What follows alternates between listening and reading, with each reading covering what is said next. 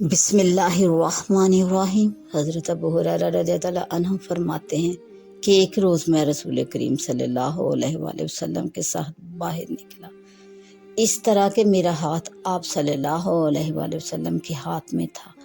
آپ صلی اللہ علیہ وآلہ وسلم کا گزر ایک ایسے شخص پر ہوا جو بہت ہی بدحال اور پریشان تھا۔ آپ صلی اللہ علیہ وآلہ وسلم نے پوچھا کہ تمہارا یہ حال کیسے ہو گیا؟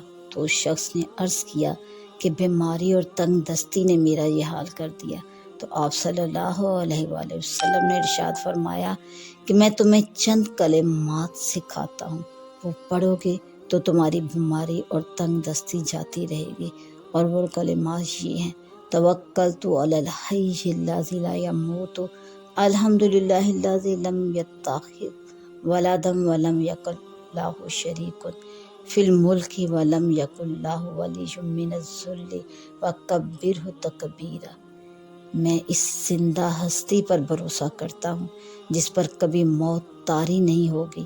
تمام خوبیاں اسی اللہ کے لیے ہیں جو نہ اولاد رکھتا ہے اور نہ اس کا کوئی سلطنت میں شریک ہے، اور نہ کمزوری کی وجہ سے اس کا کوئی مددگار ہے، اور اس کی خوب برائیاں بیان کیا کیجیے۔ اس کے کچھ عرصے بعد آپ صلی اللہ علیہ وآلہ وسلم اس طرح تشریف لے گئے تو اس کو اچھے حال میں پایا۔